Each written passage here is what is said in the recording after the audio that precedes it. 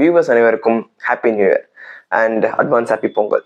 So 2024 முடிஞ்சு sir 2024 பிறந்து ஒரு 1 வீக் கிட்ட ஆயிடுச்சு. ஸோ பொங்கல் அடுத்து வரப்போகுது அண்ட் 2023 முடிஞ்சிருச்சு. முடியும் போது நிறைய விஷயங்கள் நடந்துச்சு. ஸோ அது சோகமான விஷயமாகவும் அமைஞ்சுது அண்ட் நல்ல விஷயங்களும் 2023 நடந்தது. ஸோ அந்த நல்ல விஷயங்கள் என்ன, அதே மாதிரி சோகமான விஷயங்கள் என்ன அப்படிங்கிறத ஒரு சின்ன ஒரு ரீகேப் மாதிரி இந்த வீடியோவில் நம்ம சொல்லுவோம். அண்ட் 2023 ஃபர்ஸ்ட் ஒரு நல்ல விஷயத்தை பற்றி நம்ம பேசலாம்னா நம்ம இந்தியாவோட சேட்டலைட்லேருந்து ஆரம்பிக்கலாம். ஸோ இந்தியா பார்த்தீங்கன்னா 2023 தான் நம்ம சந்திராயன் 3 லான்ச் பண்ணோம். சந்திராயன் 2 பற்றி நிறைய பேருக்கு தெரியும். ஸோ அது லிட்டரலி லான்ச் பாதி சக்ஸஸ் ஆகி பாதி ஃபெயிலியர் ஆயிடுச்சு. பட் சந்திராயன் 3 நம்ம லான்ச் பண்ணிட்டு ஒரு டைம்ல பாத்தீங்கன்னா அதை லான்ச் பண்ண அப்புறம் இவங்க முதல்ல இந்தியா தான் பாத்தீங்கன்னா மூணோட சவுத் சைட்ல போய் சந்திராயன் 3 நம்ம லான்ச் பண்ணோம். ஸோ விக்ரம் லேண்டர் அங்க லான்ச் பண்ணி அங்க முதல் போட்டோ எடுத்து அனுப்பும்போது ஸோ ஆஸ் அ இந்தியனா ஒரு இந்தியன் சிட்டிசனே பாத்தீங்கன்னா பெருமைப்பட்ட தருணம் அப்படின்னா அது இந்த 2023 நடந்த சந்திராயன் 3 லான்ச் தான். ஸோ அது ஒரு பெரிய சக்சஸான்னு கேட்டீங்கன்னா கண்டிப்பா ஆமான்னு தான் சொல்லணும். ஏன்னா நிறைய நாடெல்லாம் பாத்தீங்கன்னா அதுக்காக ட்ரை பண்ணி அதை லான்ச் பண்ணி அதில் ஃபெயிலியரா போகும்போது நம்ம இந்தியா மட்டும்தான் சந்திராயன் 3 லான்ச் பண்ணி அதை சக்சஸும் பண்ணி காமிச்சாங்க. அதுவும் வெறும் 600 கோடி அந்த மாதிரி பட்ஜெட்ல பண்ணது. ஸோ அதுக்கப்புறம் ஆதித்யா L1 அப்படின்ற ஒரு ராக்கெட் லான்ச் பண்ணிட்டோம். அது பாத்தீங்கன்னா சன்னை ஆராய்ச்சி பண்றதுக்காக அனுப்பியிருக்காங்க. ஸோ அதுவும் இப்போ பாதி சக்சஸ்லாம் போயிட்டு இருக்கு. அதை பத்தி இன்னும் ஃபர்தர் டீடைல்ஸ் எனக்கு இன்னும் தெரியல. ஸோ தெரிஞ்சுன்னா அதை பத்தி அப்டேட்ஸ் பண்ணுவோம். ஓகே, இதுக்கப்புறம் வேற என்னெல்லாம் நடந்துச்சு அப்படின்னு கேட்டீங்கன்னா லைக் ஐபிஎல் வந்துச்சு அண்ட் ஐபிஎல்ல பாத்தீங்கன்னா ஆஸ் யூஷுவல் சிஎஸ்கே இந்த வாட்டி வின் பண்ணிட்டாங்க ஐபிஎல்ல. ஓகே, அதெல்லாம் பக்கா. பட் அதுக்கப்புறம் என்ன நடந்தது அப்படின்னு கேட்டீங்கன்னா ஒரு மறக்க முடியாத டைம் அப்படின்னு பாத்தீங்கன்னா இது வேர்ல்ட் கப். ஏன்னா வேர்ல்ட் கப் நம்மளுக்கே தெரியும். ஸோ ஒரு 5 வருஷத்துக்கு ஒரு வாட்டி அப்படின்ற மாதிரி நடக்கிறது தான் வேர்ல்ட் கப். இந்த வாட்டி வேர்ல்டு கப் நடக்கும்போது என்ன நடந்துச்சுன்னா வேர்ல்ட் கப்போட ஃபைனல்ஸ்க்கு இந்தியா வர்சஸ் ஆஸ்திரேலியா தான் இந்த வாட்டி வந்திருந்தாங்க. லைக் 2023 ஒரு ரீகேப் பண்ணி பார்த்தோம்னா 2023 ஃபைனல்ஸ் பாத்தீங்கன்னா இந்தியா வர்சஸ் ஆஸ்திரேலியா தான் இருந்துச்சு. அதே மாதிரி இந்த 2023லயும் இந்தியா வர்சஸ் ஆஸ்திரேலியா தான் ஃபைனலுக்கு வந்துச்சு. அந்த ஃபைனல் மேட்சுக்கு முன்னாடி நடந்த அத்தனை மேட்ச்லயுமே இந்தியா எதுலையுமே தோத்து போகல. அந்த ஃபைனல் மேட்ச் மேல எல்லாருக்குமே ஒரு பாமர மக்கள்ல இருந்து எல்லாருக்குமே அந்த ஃபைனல் மேட்ச்ல ஒரு அவ்வளவு எக்ஸ்பெக்டேஷனோடையும் அவ்வளோ ஒரு ஆசையோடையும் பார்த்த மேட்ச்னு சொல்லலாம் அந்த வேர்ல்ட் கப் மேட்ச். பட் அன்எக்ஸ்பெக்டடா அந்த ஃபைனல் மேட்ச் பாத்தீங்கன்னா நல்லா அமையாம போயிடுச்சு. ஸோ திரும்பவும் ஆஸ்திரேலியா தான் அந்த வேர்ல்ட் கப் வாங்கியிருந்தாங்க. இந்தியாவுக்கு அன்பார்ச்சுனேட்லி அந்த வேர்ல்ட் கப் கிடைக்கல. ஸோ ரன்ஸும் ஸ்கோர்ஸும் இப்போ கம்மியா இருந்துச்சு. அண்ட் அந்த வேர்ல்ட் கப்போட இம்பாக்ட் லிட்டரலி அந்த வேர்ல்ட் கப்ல நம்ம தோத்துட்டோம் லூஸ் பண்ணிட்டோம்ன்ற ஒரு இம்பாக்ட் லிட்டரலி ஒரு 1 or 2 வீக்ஸ் சோஷியல் மீடியால பத்தி இருந்துச்சு. ஸோ ஒரு மீம்ஸா வந்துச்சு, கண்டென்ட்டா வந்துச்சு, யூடியூப் நிறைய வீடியோஸ் போட்டுட்டு இருந்தாங்க. இந்த மாதிரி பல விஷயங்கள் நடந்துச்சு. ஓகே, ஸோ இதை தவிர்த்து சினிமா அப்படின்னு பார்த்தோம்னா சினிமாவில் நிறைய மூவிஸ் நல்ல நல்ல மூவிஸ்லாம் கண்டென்ட் பேஸ்டான மூவிஸ் ஹிட் ஆக ஆரம்பிச்சது. அதுல எனக்கு பர்சனலா பிடிச்ச மூவி அப்படின்னு பார்த்தீங்கன்னா டாடான்ற மூவி 2023 ஜான் ஆர் பிப்ரவரியில ரிலீஸ் ஆச்சுன்னு நினைக்கிறேன். ஸோ அந்த மூவி பாத்தீங்கன்னா கவின் ஆக்ட் பண்ண மூவி. ஸோ அவர் ஒன்றும் ஒரு பெரிய கேரண்டட் ஹீரோலாம் கிடையாது. ஸோ ஜஸ்ட் ஒரு என்ட்ரி லெவல் ஹீரோ. பட் அந்த மூவியோட கண்டென்ட் பார்த்தீங்கன்னா அவ்வளோ சூப்பராக தெளிவாக எடுத்துட்டு போயிருப்பாங்க. ஸோ அந்த படம் பார்த்தீங்கன்னா ஒரு கண்டென்ட் பேஸ்டா அந்த ஃபிலிம் அவ்வளோ சூப்பராக ஹிட் அடிச்சுது. டாடா ஹிட் ஆச்சு. அப்புறம் குட் லைட் ஒரு மூவி வந்துச்சு, அதுவும் ஹிட் ஆச்சு. இப்போ ரீசெண்டாக பார்க்கிங்னு ஒரு மூவி அண்ட் ஜோ. ஸோ இந்த மாதிரி ஒரு சின்ன பட்ஜெட்ல வந்த மூவிஸ் கண்டென்ட் பேஸ்டா நல்லா இருக்கும்போது அது ஒரு நல்ல லெவல்ல ஹிட் ஆயிடுச்சு. சரி, அப்போ பெரிய ஹீரோஸ் மூவிஸ்லாம் ஹிட் ஆகலையா அப்படின்னு கேட்டா அது அப்படின்னு சொல்லிட முடியாது. பிகாஸ் நம்ம சூப்பர் ஸ்டார் ரஜினிகாந்த் எடுத்தீங்கன்னா அவர் ஜெயிலர் படம் ரிலீஸ் ஆச்சு. ஜெயிலர் படம் வெளியில் ரிலீஸ் ஆகும்போது என்னதான் ஒரு சில இடத்துல கலவையான அம்சங்கள் வந்தாலும் அந்த படம் உண்மையிலேயே ஒரு பிளாக் பஸ்டர் ஹிட் தான் கொடுத்தது. ஜெயிலர் மூவி உண்மையிலே அது பெரிய விஷயம் தான். ஜெயிலர் மூவி ரிலீஸ் ஆச்சு. அண்ட் அதுக்கப்புறம் பாத்தீங்கன்னா இது வந்துச்சு, லியோ ரிலீஸ் ஆச்சு. ஸோ லியோ மூவி அப்படின்னு எடுத்துக்கிட்டோம்னா அது நம்ம ரிலீஸ் பண்றதுக்கு முன்னாடி ஜெயிலர் கூட அவ்வளோ எக்ஸ்பெக்டேஷன்ஸ் தெரியல. பட் லியோ மூவிக்கு ரொம்ப ரொம்ப ரொம்ப ரொம்ப ஹை லெவல் எக்ஸ்பெக்டேஷன்ஸ் இருந்துச்சு. அந்த படம் ரிலீஸ்க்கு அவ்வளோ பேர் எக்ஸ்பெக்ட் பண்ணிட்டு இருந்தாங்க. அதோடைய ப்ரோமோ ஆகட்டும், ஃபர்ஸ்ட் லுக் போஸ்டர் ஆகட்டும், அதுக்கு முன்னாடி வந்த சின்ன டீசர் ஆகட்டும், அது எல்லாமே பாத்தீங்கன்னா ஒரு பெரிய லெவல் எக்ஸ்பெக்டேஷனை ஏற்படுத்துச்சு. அதை அந்த படம் ஃபுல்ஃபில் பண்ணிச்சா அப்படின்னு கேட்டீங்கன்னா ஆக்சுவலா கிடையாது. ஏன்னா அது ஒரு பாதி வரைக்கும் தான். அந்த ஃபர்ஸ்ட் ஹாஃப் வரைக்கும் ஒரு நல்லா போன ஒரு கதை செகண்ட் ஹாஃப்ல டோட்டலா தோத்துருச்சு அந்த மூவி அப்படின்னு தான் சொல்லணும். ஸோ அந்த மாதிரி ஒரு எக்ஸ்பெக்டேஷனை அதிகமா ஏற்படுத்தின படம் ஏமாற்றங்களை கொடுத்ததும் இந்த 2023 நடந்துச்சு. அதே மாதிரி எக்ஸ்பெக்டே பண்ணாத எந்த விதமான எதிர்பார்ப்புகளும் இல்லாம வந்த படங்கள் பெரிய லெவல்ல பிளாக் பஸ்டர் ஹிட் ஆகி மக்களை மிகப்பெரிய லெவல்ல கவர்ந்த சில படங்களும் 2023 தான் வந்துச்சு. ஸோ இந்த மாதிரி சினி ஃபீல்ட்ல லைக் இப்போ ரீசெண்டாக கூட பார்த்தீங்கன்னா டிசம்பர் மந்த்ல இந்த பார்க்கிங் மூவிஸ் இதெல்லாம் வந்துச்சு. அண்ட் இப்போ பொங்கல் வந்துடுச்சு 2024. இப்போ அயலான் மூவிலாம் ரிலீஸ் ஆக போகுது. இதெல்லாம் லாஸ்ட் இயரே வந்திருக்க வேண்டியது. அதே மாதிரி சிவகார்த்திகேயன் அயலான் சொல்லும்போது எனக்கு இந்த மாவீரன் மூவி ஞாபகம் வந்தது. சிவகார்த்தியோட மாவீரன் மூவி டக்குன்னு அதோட டீசர்ஸ் எல்லாம் பார்க்கச்சே வந்து என்ன தோணுச்சுன்னா, இது ஒரு வேலைக்காரன் மூவி மாதிரி இருக்குமா, இல்லை வந்து லைக் ஆல்ரெடி அவரோட ப்ரீவியஸ் மூவியோட காப்பி மாதிரி தான் இருக்குமோ அப்படின்னு தோண்டிட்டு இருக்கும்போது, அந்த படத்துக்கும் அவ்வளோ எக்ஸ்பெக்டேஷன்ஸ் இல்லாம பட் அந்த படம் ரிலீஸ் ஆகும்போது ஒரு ஒரு கண்டென்ட் ரொம்ப சிம்பிளான கண்டென்ட்டா இருந்தாலும் ஒரு அழகான தெளிவான கதையை எடுத்துட்டு போயிருந்தாங்க. அந்த படமும் பாத்தீங்கன்னா ஒரு பெரிய லெவல்ல ஹிட் ஆச்சு. ஸோ இந்த மாதிரி ஒரு மினிமம் லெவல் ஹீரோ, ஒரு கேரண்டீட் ஹீரோ, ஒரு ஹை அண்ட் ஹீரோ, ஸோ அவங்க எல்லாருக்குமே வந்து பாத்தீங்கன்னா ஒவ்வொருத்தருக்குமே ஒவ்வொரு மூவிஸ் வந்து கண்டிப்பா 2023 ஹிட் ஆச்சுன்னு சொல்லலாம். நிறைய பேர் வந்து கம்பேக் கொடுத்துருந்தாங்க. அஃப்கோர்ஸ் ஹீரோஸ் நிறைய பேர் கம்பேக் இருந்துச்சு அண்ட் சின்ன ஹீரோஸ் நிறைய பேர் வந்தாங்க. இந்த மாதிரி சினி ஃபீல்ட்லயும் நிறைய சேஞ்சஸ் நடந்துச்சு 2023 தான். சரி, அதுக்கப்புறம் டெக்னாலஜிஸ்ன்னு பார்த்தோம்னா ஆக்சுவலா இந்த 2023 டெக்னாலஜியில நான் ரொம்ப அதிகமா சொல்ற விஷயங்கள் ஏஐ தான். ஸோ இருக்கிறதுலே இந்த ஏஐ தான் வந்து பாத்தீங்கன்னா அதிகமா 2023 பேசப்பட்ட ஒரு விஷயம் டெக்னாலஜி உலகத்துல. ஏன் அப்படின்னா ஏஐ தான் வந்து பாத்தீங்கன்னா சாட் ஜிபிடி அப்படின்ற ஒரு கான்செப்ட் வந்து எடுத்துட்டு வந்தாங்க. ஓப்பன் ஏஐன்ற ஒரு இது வந்து எடுத்துட்டு வந்தாங்க. ஸோ இந்த சாட் ஜிபிடி வந்து பாத்தீங்கன்னா லிட்ரலி இந்த ஃபீல்ட்ல இருக்க எல்லாருமே பாத்தீங்கன்னா அந்த சாட் ஜிபிடி யூஸ் பண்ண ஆரம்பிச்சாங்க. அதுல வந்து ஒரு விஷயம் நம்ம கேட்கிறோம், ஒரு டீட்டெயில் கேட்கிறோம்னா அதுக்கான ஒரு ரிப்ளைஸை வந்து எப்படி அது ஏஐ பேஸ்டா கொடுக்குது அப்படிங்கறதான் விஷயம். இதை வந்து காப்பி பண்ணி கூகுள்ல வந்து பாத்தீங்கன்னா கூகுளோட பார்ட் அப்படின்னு சொல்லிட்டு, அதாவது பார்ட் BARD தப்பா போட்டுறீங்க. ஸோ அந்த மாதிரி பார்ட் ஏஐ அப்படின்ற மாதிரி வந்து இது பண்ணி கூகுள் நிறைய ட்ரை பண்ணிட்டு இருந்தாங்க. இப்போ அது சரியா ஒர்க் அவுட் ஆகாம போயிடுச்சு. ஸோ திருப்பி என்ன பண்ணாங்க, கூகுளோட ஜெமினி அப்படின்னு இப்போ லான்ச் பண்ணிருக்காங்க. லிட்டரலி டிசம்பர் பிகினிங்ல லான்ச் பண்ணாங்க. ஸோ அது எப்படி போகும்னு தெரியல. அதனால ஒரு ஏஐ பேஸ்ட் வந்து பாத்தீங்கன்னா 2023 அதோட ரெவல்யூஷன் ரொம்பவே அதிகமா போயிருக்கு. அதே மாதிரி 2024லயும் இந்த ஏஐயோட ரெவல்யூஷன் கண்டிப்பா அதிகமா தான் இருக்க போகுது. ஸோ ஒரு வாட்ச்ல வந்து ஏஐ வச்சு வர்றது, இப்போ ஒரு போன் பார்த்தீங்கன்னா டிஃபால்ட்டா ஒரு ஏஐ ஃபீச்சரோட வர்றது அப்படிங்கிறது தான் அதிகரிச்சிருக்கு டெக்னாலஜி வேர்ல்ட்ல.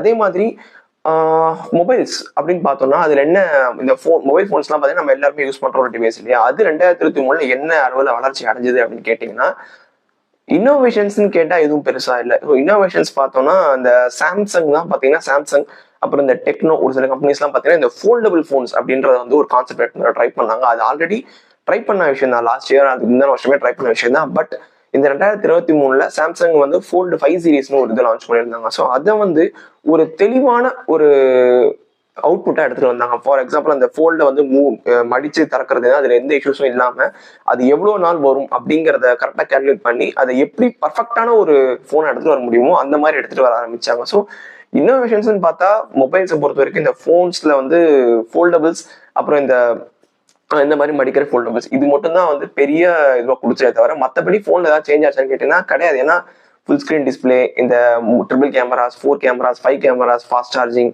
அப்புறம் இந்த டிஸ்பிளே AMOLED எடுத்துட்டு வரது, இதெல்லாம் வந்து 2019 வர ஆரம்பிச்சிச்சு. பட் இப்போ 2023 நடந்த ஒரு நல்ல விஷயம் என்னடான்னா, ஒரு பட்ஜெட் செக்மெண்ட்ல 10,000 15,000 வர போன்ல கூட AMOLED டிஸ்பிளே கொடுக்கறது அப்படிங்கிற மாதிரி கொண்டு வந்துட்டாங்க. ஸோ அது ஒரு பெரிய விஷயம். ஏன்னா அப்பெல்லாம் அந்த பட்ஜெட்ல LCD டிஸ்பிளே தான் வந்துட்டு இருக்கும். LCD டிஸ்பிளே 16,000 20,000 வரைக்கும் LCD டிஸ்பிளே தான் வரும். ஸோ இப்போ ஒரு 15,000 16,000 ரேஞ்சுக்குள்ளே வந்து பாத்தீங்கன்னா AMOLED டிஸ்பிளே கொண்டு வந்துட்டாங்க. சரி, அது ஓகேவான்னு பார்த்தா கேமரா அதுல என்ன டிஃபரன்ஸ் கொண்டு வந்தாங்க அப்படின்னு கேட்டீங்கன்னா, ஒரு டைம்ல இப்போ கேமரா வந்து பாத்தீங்கன்னா நிறைய இந்த பிக்சல்ஸ் அதிகமா இந்த 108 mega pixel, 200 mega pixel, 500 mega pixel அப்படிலாம் போகாம சென்சார் சைஸை வந்து இன்க்ரீஸ் பண்ண ஆரம்பிச்சிருக்காங்க. இப்பதான் உருப்படியா 3 கேமரா கொடுத்தாலும் ஒரு டெலிஃபோட்டோ லென்ஸ் இல்லைன்னா ஒரு பெரிஸ்கோப் லென்ஸ் அந்த மாதிரி வந்து கம்பெனிஸ் கொடுக்க ஆரம்பிச்சிருக்காங்க. ஸோ இப்போ ஹை எண்டா வரக்கூடிய பிளாக்ஷிப் போன்ஸ் எல்லாம் வந்து பெரிஸ்கோப் லென்ஸ் கொடுக்க பட்ஜெட் செக்மெண்ட் 30,000 25,000 20,000 வர போன் கொடுக்க டெலிஃபோட்டோ லென்ஸ் வரதுக்கான நிறைய சான்சஸ் இந்த 2024 இருக்கு. பிகாஸ் ஆஃப் 2023 பிக்சலை தவிர்த்து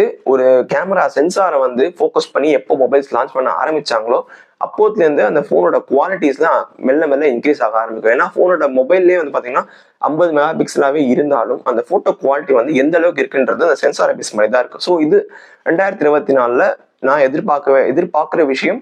20,000 25,000 வரக்கூடிய போன்ல கூட கேமரா ரொம்பவே வந்து நல்லா இருக்கணும். அதே மாதிரி இந்த ஏஐ வந்து கண்டிப்பா ஒரு டெவலப் ஆகும். இது டெக்னாலஜியை பொறுத்த வரைக்கும் நடந்த விஷயம். இந்த மாதிரி ஒரு டிசாஸ்டர் அப்படின்னு நம்ம யோசிச்சோம்னா லிட்டரலி டிசம்பரே நம்ம இப்போ எடுத்துக்கலாம். இப்போ டிசாஸ்டர் ரீசெண்டா தான் வந்துச்சு இல்லையா, எல்லாருக்கும் தெரியும். அப்கோர்ஸ் புயல் டிசம்பரோட பீனிங்லேயே வந்து பாத்தீங்கன்னா புயல் வந்துருச்சு.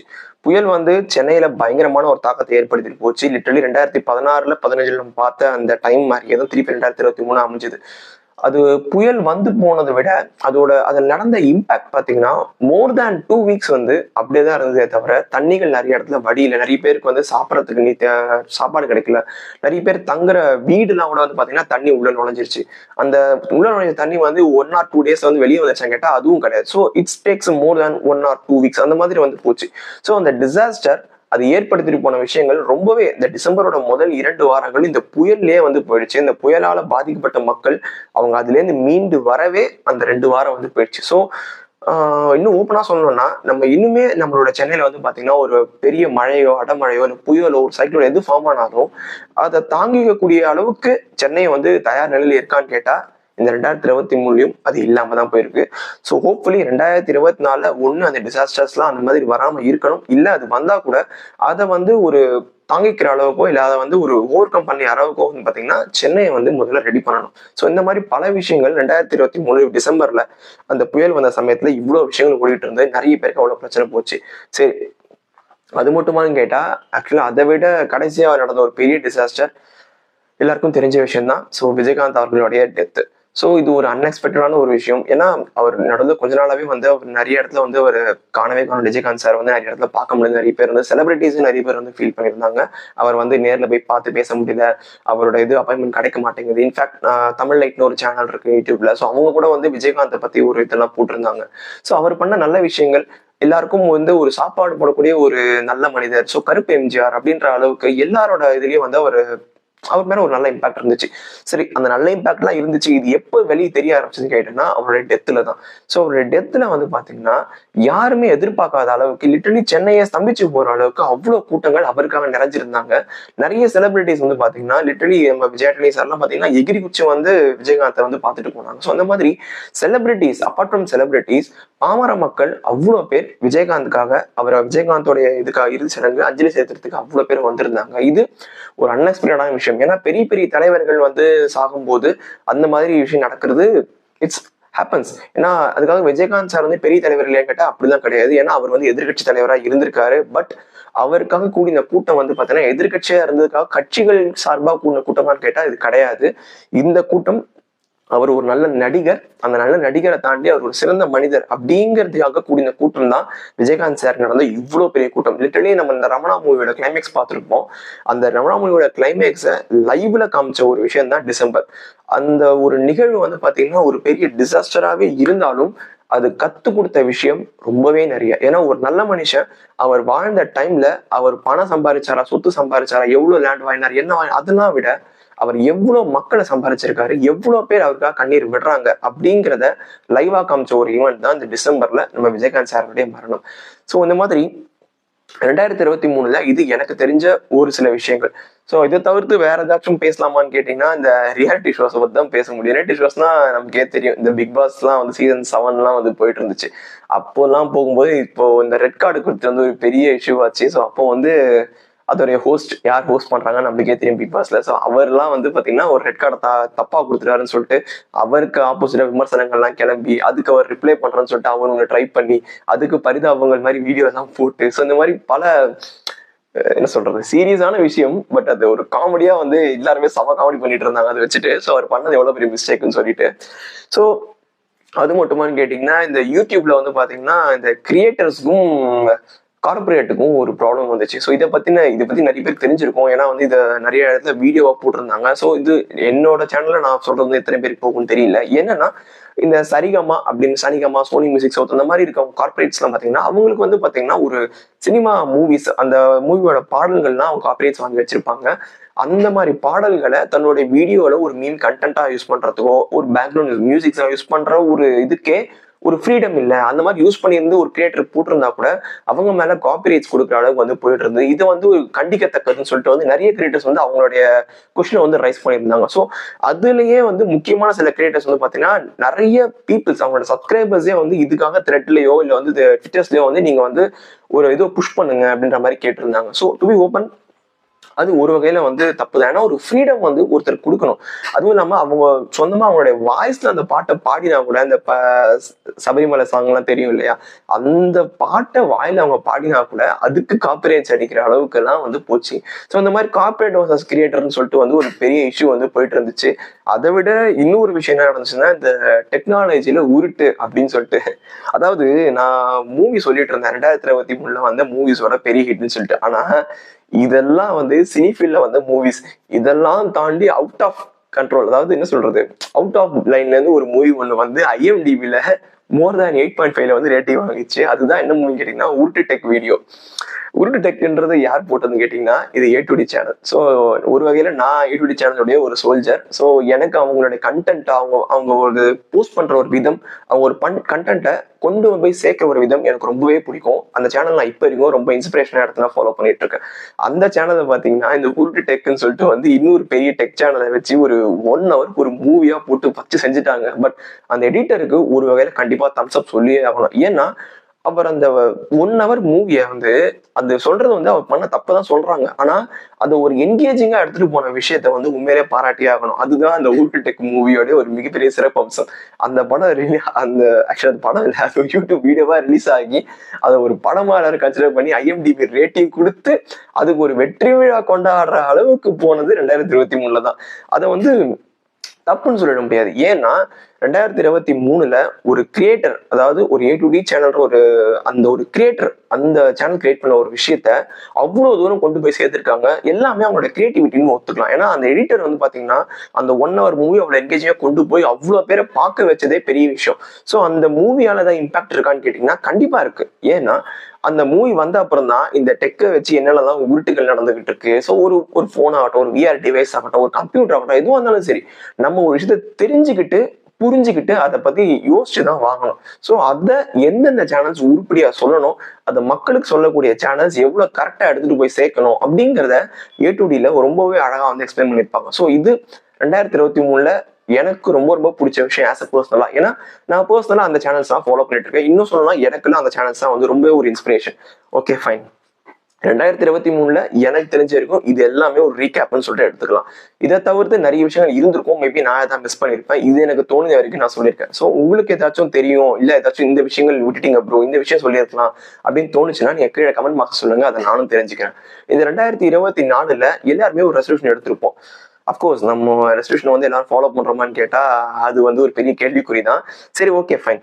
நான் வந்து 2024 நான் என்ன ரெசல்யூஷன் எடுத்தேன் அப்படின்னு கேட்டீங்கன்னா, இப்போ இந்த வருஷம் ஸ்டார்ட் ஆயிடுச்சு. இப்போ நான் இந்த வீடியோ வந்து பாத்தீங்கன்னா ஒரு ரூம்ல இருந்து எடுத்துட்டு இருக்கேன். தனியா என்னோட போனை வச்சு அதுல ஒரு ட்ரைபாட்லாம் செட் பண்ணி எடுத்துட்டு இருக்கேன். இந்த போனை கூட இப்போ நான் ரீசெண்டா தான் பர்ச்சேஸ் பண்ணேன்.